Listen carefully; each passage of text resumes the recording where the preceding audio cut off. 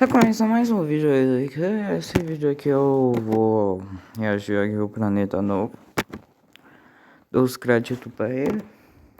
Bora reagir. Eita, essa música dá pra YouTube?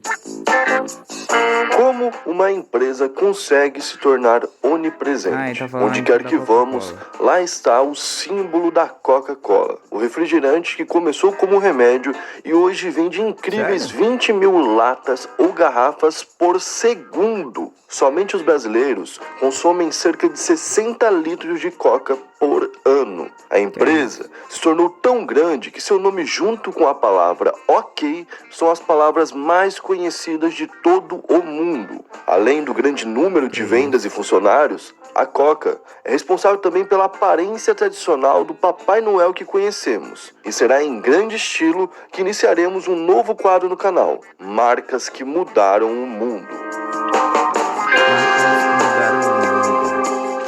E aí pessoal, beleza? Meu nome é Bruno Fabio, esse é o Planeta Novo. E se você ainda não é um inscrito do canal, vai se inscrever agora e deixar o seu like para ajudar a gente. No vídeo de hoje, iremos contar a história da Coca-Cola. Lembrando que hoje também saiu o episódio sobre o McDonald's e daqui 2 dias vão sair os episódios sobre Google e Disney. São grandes empresas que a gente vai começar a contar a história aqui. Da mesma forma que a gente conta a história de grandes pessoas que mudaram o mundo, a gente pode contar a história de grandes empresas, porque pessoas têm um tempo de vida menor, né? Por exemplo, a Coca surge lá em 1800, no final de 1800. Uma pessoa que tivesse nascido no final de 1800 provavelmente não ia estar viva até hoje, entendeu? Portanto, o poder e a grandeza de uma marca pode ser ainda maior do que de uma pessoa, certo? Então, por conta disso, a meta de like de hoje é 50 mil likes. 50 mil likes, pessoal.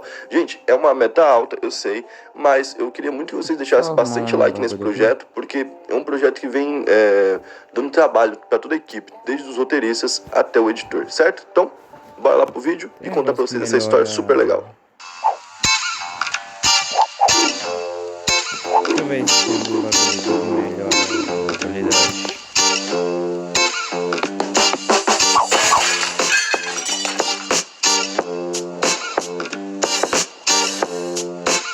Que isso? Fez uma intro maior boa. Para começar a contar a história da Coca, a gente tem que voltar no dia 8 de julho de 1831, quando lá na Geórgia nascia um cara chamado John Pemberton. Esse cara, ele seria o criador da fórmula famosa da Coca mais pra frente, tá? Quando ele nasce nesse local, ele queria ser médico e tal, mas não tinha condições financeiras. Então, ele vai para um outro lado. Ele vai pro lado ali do farmacêutico. Na época, quem queria ser farmacêutico e até enfermeiro tinha uma facilidade que os médicos não tinham. Você não precisava necessariamente ter o seu ensino completo, ter estudado algo do tipo. Você podia ir lá e fazer uma espécie de curso que não era muito longo e você saía formado. Então era mais fácil do que você ser médico. E também, obviamente, era muito mais barato do que pagar uma faculdade de medicina, porque até hoje é muito caro. Foi o que ele fez então. Ele se formou como farmacêutico aos 19 anos. Pode ver que é muito novo, né? Pra você se formar na faculdade, ninguém se forma com 19 anos. Ele se formou com 19 anos, isso em 1850. E aí, 11 anos depois, teve uma tal Guerra Civil Americana, que foi a guerra entre o Sul e o Norte por conta da escravidão. Era um problema da época dos Estados Unidos. Ele foi convocado, foi para a guerra e na Batalha de Columbus, em Ohio, ele acabou sendo atingido. Quando ele foi atingido, ele passou a precisar de remédio para lidar com aquilo, porque aquilo deixou uma dor nele permanente. Foi assim que ele começou a fazer um xarope na época, que ia álcool, então era uma bebida alcoólica, que ia ajudar as pessoas a diminuir a dor do estômago e também a dor da cabeça. Essa foi a principal função inicial da Coca, era um remédio. Para ter uma ideia, quando ele criava as primeiras fórmulas da Coca, que ele foi testando até ele acertar, ele levava até uma farmácia chamada Farmácia Jacobs, que é uma rede de farmácias que tem lá nos Estados Unidos. Ele levava até uma farmácia dessa Farmácia Jacobs. Sério? Ele ia lá, botava para vender ao vivo, ou dava pro cara para experimentar, o dono da farmácia. O cara não aprovava, ou o consumidor não aprovava, ele voltava. E ele foi fazendo assim por um tempo, até que em um certo momento deu certo a fórmula e ele conseguiu levar lá para Jacobs e os caras da Jacobs curtiram aquela fórmula que estava sendo proposta, certo? Tanto é que na hora que ele leva essa fórmula, em 86, ele chega em 86 lá, ele dá para um cliente, o cliente experimenta na frente de todo mundo ali, pá, e o cliente meio que sente uma revigorada na hora. Isso porque a Coca já tinha mudado a sua função. Ela se tornaria uma bebida que seria tipo um revigorante cerebral. Como assim? Ele atingiria sua mente para te deixar ligado. Também, vamos ver qual que era a composição da Coca. Coca, que é da planta coca, mesmo que é feita o pó, o café, que tem cafeína, né, no meio, e tinha álcool.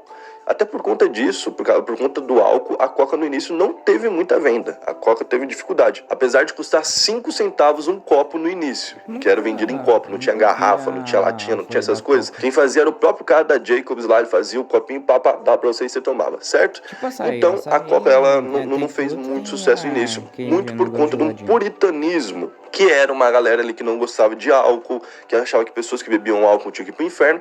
Tanto é que, né, se vocês pararem pra pensar, a gente já tá aqui no final dos anos 1800 e no início dos anos 1900 nos Estados Unidos tem a Lei Seca, que inclusive a gente já citou aqui no vídeo do Al Capone, onde explica quando os Estados Unidos proíbe o álcool e o álcool passa a ser uma droga igual qualquer outra aí e começa a ser tráfico, várias coisas do tipo, entendeu?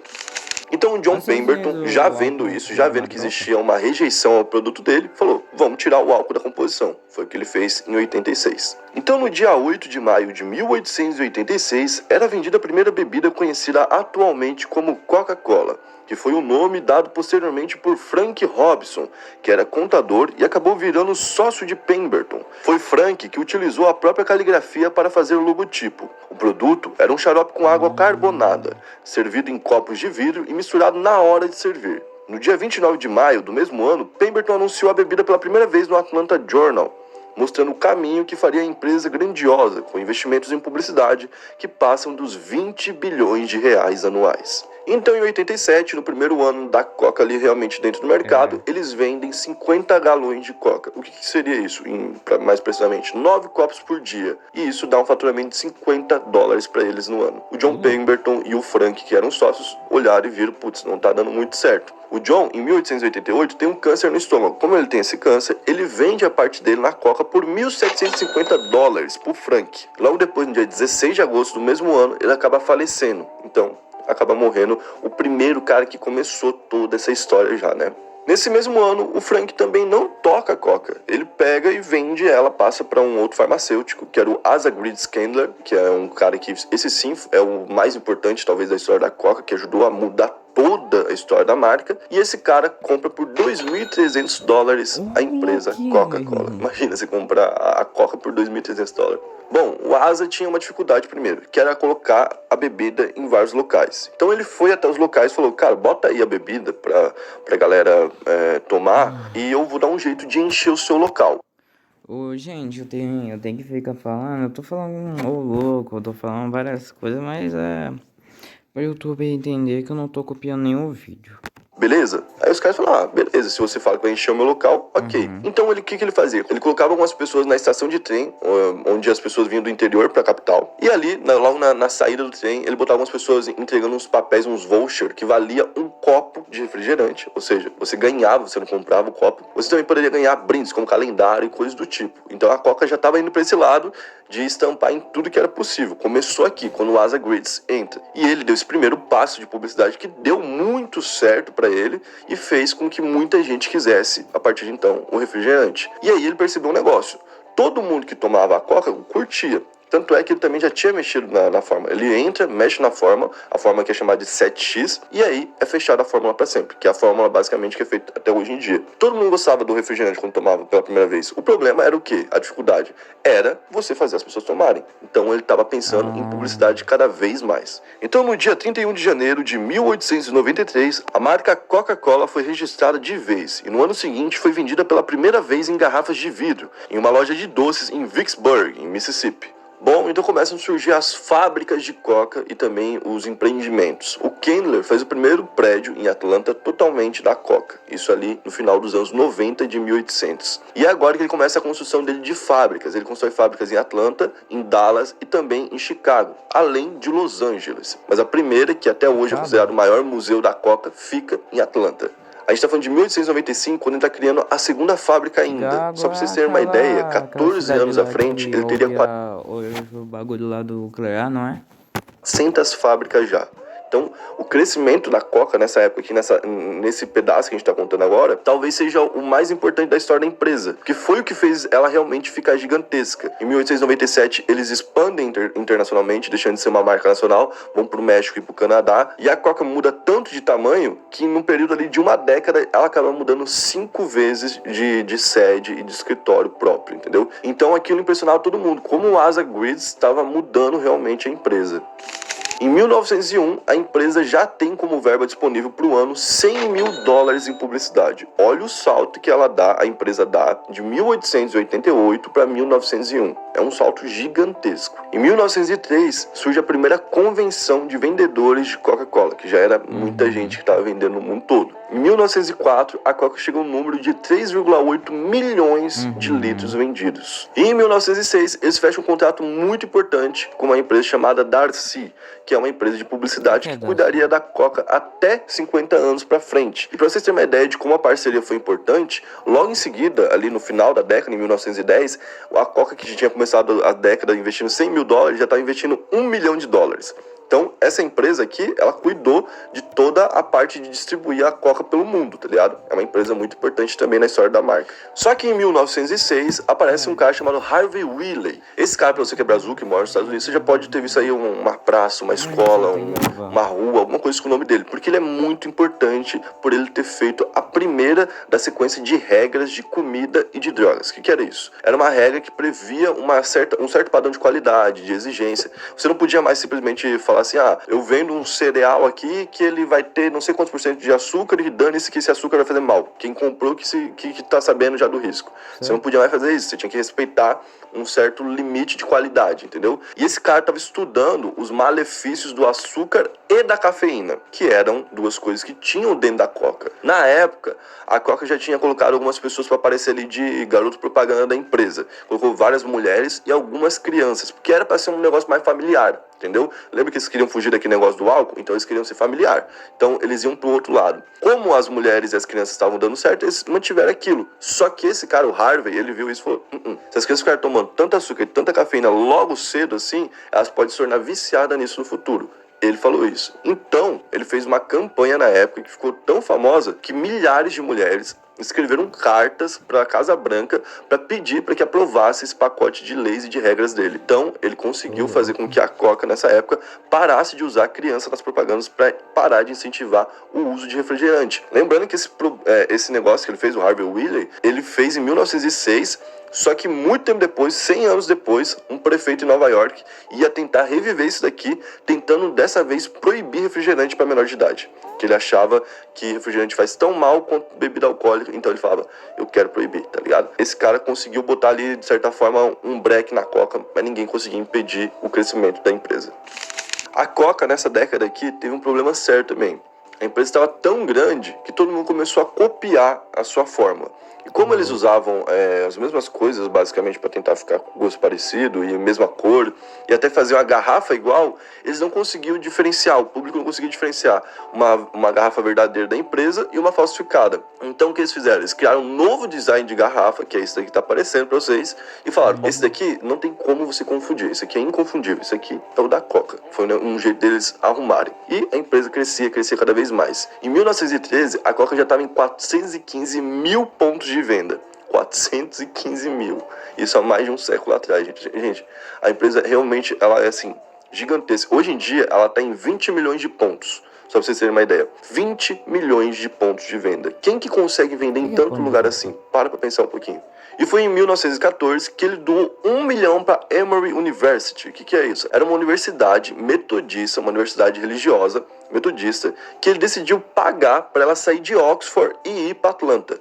Ele pagou, tirou uma universidade de um lugar e levou para lá. Ele pagou $1 milhão para isso. Por que ele fez isso? Porque o irmão dele, o Warren Kendall, era bispo e era dessa igreja aí. Ele falou, vai lá, investe, vai dar boa e tudo mais. E nessa época que ele já começou meio que se distanciar da Coca, tá ligado? O Asa Grids começa a se distanciar a partir daqui. Tanto é que logo depois, em 1916, ele se candidata, se elege. Em 17, ele entra para a prefeitura de Atlanta, certo? Vira prefeito de Atlanta. E ele para então de trabalhar dentro da Coca-Cola. pela primeira vez depois de tanto tempo assim, né? Ele foca então em Atlanta, porque bem em 1917, quando ele vira prefeito, tem um super incêndio lá na cidade, que faz a cidade ter 1.500 casas queimadas. Então ele teve que ajudar a reconstruir, tanto é que ele faz várias doações de terreno durante essa época aí que ele estava trabalhando como prefeito da cidade. E até hoje, se você for lá em Atlanta, tem um parque gigantesco, o nome dele, que é o Parque Candler, que foi doado por ele nessa época aqui. Então, olha que da hora. Se você for um dia em Atlanta, procura lá o Parque Candler, que é o parque onde o dono da Coca na época doou para a cidade.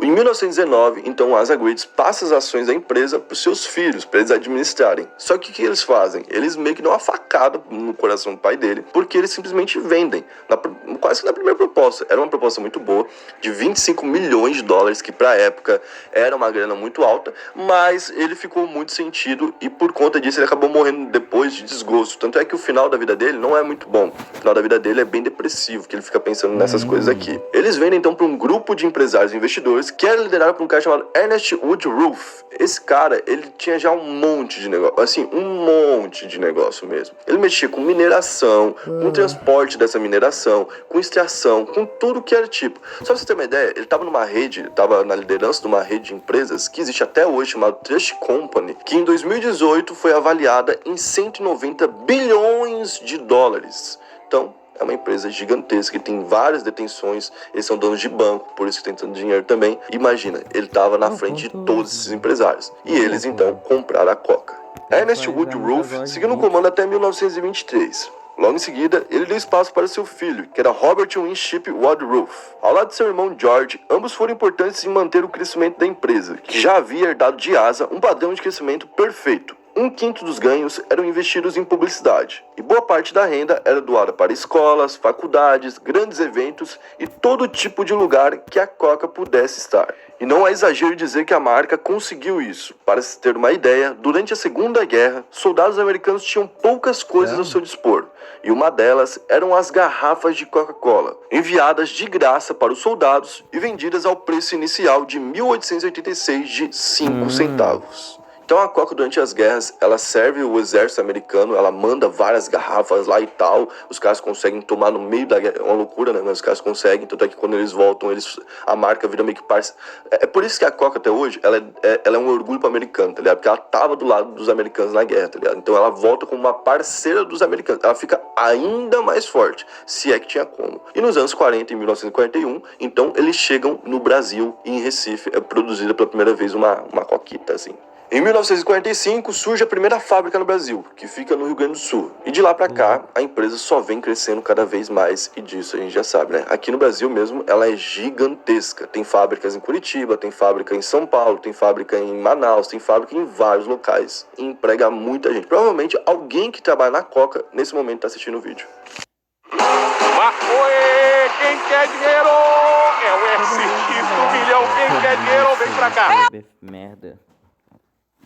Foi nessa época também que a empresa começou a investir bastante nos seus rótulos, e principalmente em desenhistas que eram importantes e famosos. Entre eles, tem um cara chamado Norman Rockwell, que ficou muito famoso nos Estados Unidos por conta de umas capas que ele desenhava na época para revistas, tá? E aí ele foi contratado pela empresa para fazer alguns dos seus panfletos e também rótulos. E em 1931, contratando um desses desenhistas aí que são pica pra caramba, o Haddon Sandbaum, que era um desenhista também, ele é contratado e encomendam dele bastante produção sobre Papai Noel. Eles queriam colocar o Papai Noel vinculado à marca da Coca pela primeira vez ali. Então a empresa pede para que ele faça um Papai Noel. Na época não existia uma definição exata do Papai Noel. Tinha gente que vestia ele de verde, que é algo que a gente acha absurdo, e tinha gente que pintava ele de vermelho. O Haddon, baseado, deixa eu até ler o nome aqui no poema de Clement Clarke Moore, de 1822, que é A Visita do San Nicolau, é o nome do poema. Baseado nesse poema, ele falou, eu vou fazer um Papai Noel feliz, um Papai Noel carismático, um Papai Noel rosado, um Papai Noel gordinho, um Papai Noel dessa forma, que era baseado nesse poema aqui. Então ele chamou um amigo dele para servir de modelo e ele poder pintar esse amigo. O nome desse amigo era Lou Prentice, que foi o primeiro modelo utilizado para fazer o Papai Noel da Coca. Esse cara, depois de um tempo, acabou falecendo e o Haddon começou a pintar o Papai Noel de frente pro espelho. Ele pintava então de frente pro espelho e usava ele mesmo como uma referência para a pintura que ele ia fazer. E tinha um negócio muito engraçado nessa época, que as pinturas dele ficaram muito popular. Tanto é que no final da vida dele, a Coca tava falando assim, faz mais, faz bastante pra quando, tipo, você morrer, ter aí, tá ligado? Porque isso aqui é a obra de arte. Isso aqui tá até hoje lá no Louvre, por exemplo. Tem alguns dos maiores museus do mundo. Então, realmente, é uma obra de arte. E como ele fazia muito sucesso, tinha ano que dava polêmica e a Coca recebia várias cartas reclamando dos desenhos por detalhes. Por exemplo, teve uma vez que ele pintou Sério? um cinto ao contrário, porque como ele estava olhando no espelho, ele acabou pintando ao contrário. Muita gente mandou carta para reclamar. Outra vez que aconteceu foi que ele pintou o Papai Noel sem aliança. E aí deu uma polêmica do caramba, porque a galera queria saber onde estava a Mamãe Noel. Por que o Papai Noel tá sem aliança? O que o Papai Noel tá fazendo na vida? Não sei o quê. Os caras levavam a sério mesmo o desenho do cara, tá ligado? Então, era uma pira.